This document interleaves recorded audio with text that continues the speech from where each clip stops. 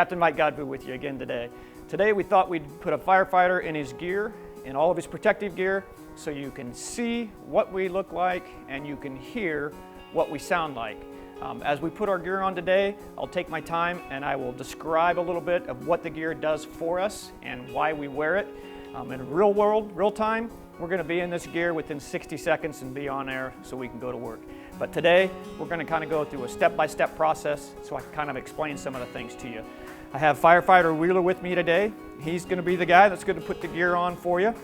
So the first thing we're going to do, anytime we're going to go in, we're going to put our gear on. First thing we're going to start with is our boots and our bunker pants.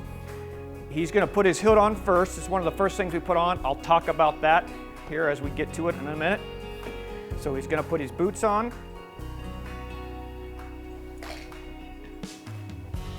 And then he'll put his suspenders to keep his pants up.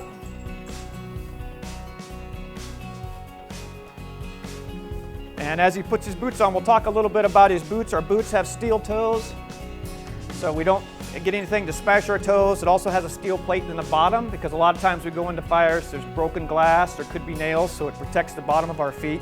You can see on our gear we have a little extra padding on our knees because, as we talked about in our other sessions, we always stay low and smoke. And even as firefighters with all of our gear, we're crawling, so we have a little bit of extra padding in our knees. He's got some extra thing. He's a truck guy, so he's got some extra equipment on there that he may use if he's going up ladders and things like that. Next, he's going to put his coat on. This gear is kind of like a snowsuit. It keeps us, part of what it does, it helps protect us. It's not fireproof. A lot of people think it's fireproof. It's not. It can still burn if it gets hot enough, but it does protect us from the fire and the flames. But one of the bad things is it keeps the heat out, but it also keeps the heat in. So it's very, very hot to work in this gear. We don't like to be in it too long if we don't have to. So now he's got that gear on. Next thing we're going to do is we're going to put on his air pack. So the first thing he's going to do, he's going to turn it on, and you'll hear a little vibration noise, and that just simply tells us that it's working.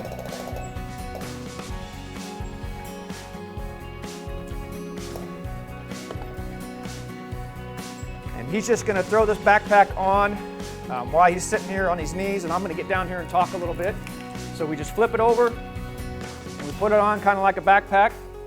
So what we have is, we've talked about before, we know we have yucky smoke in fires and we can't breathe that yucky smoke. So we wear these air packs because we have to go in there and go to work, and we're going to breathe hard when we're working.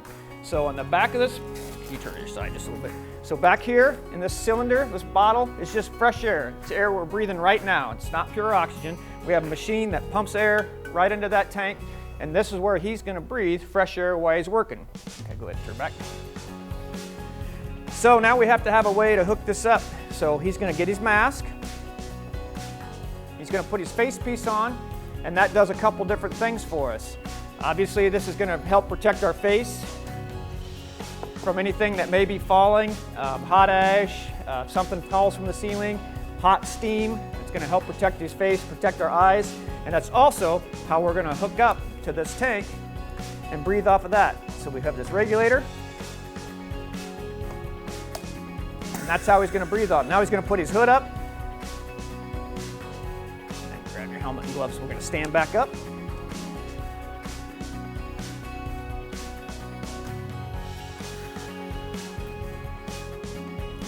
So once he gets all of this gear on, you won't be able to see any skin. So we're putting water on hot fire, and that makes a lot of steam. So that's why we wear the hood. Protects our ears and the back of our neck. And he's got everything covered, so you can't see any skin. It protects us from all that steam when we're putting that water on the fire.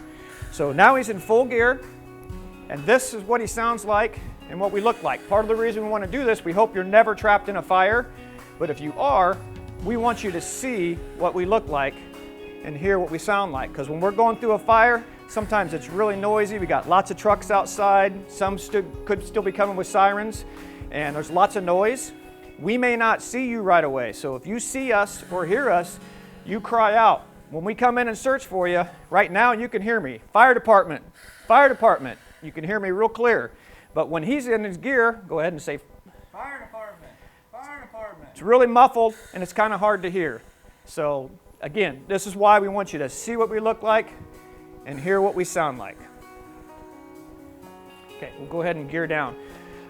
So one thing I'm going to talk about, I'm going to let him gear down and get out of this hot gear.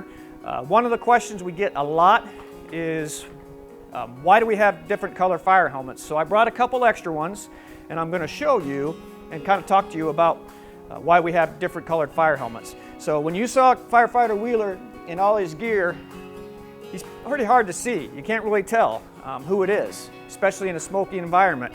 So one of the things that helps us is we have different color fire helmets. So he's a firefighter, he's a newer guy, he's a firefighter, so he has a red helmet.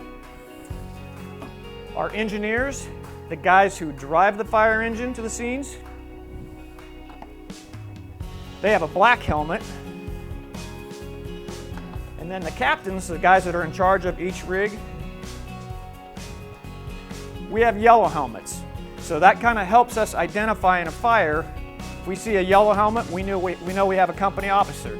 So we know if we have a black helmet, we know it's an engineer, so it kind of helps identify who we have. We have name tags on the back, but sometimes it gets covered up by our SCBA.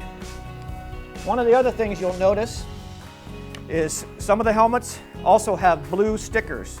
So if you have blue stickers on your helmet, we also know that person's a paramedic. Again, so it kind of helps us identify and narrow down who we're looking at and who we may talk to. A firefighter is a paramedic. This engineer is also a paramedic. So that's why we have different colored fire helmets and different stickers. So hopefully you learned something today. Hopefully you're not afraid of us if you see us, if you're ever trapped. Hopefully not. But hopefully we got some good information today. Thank you for paying attention.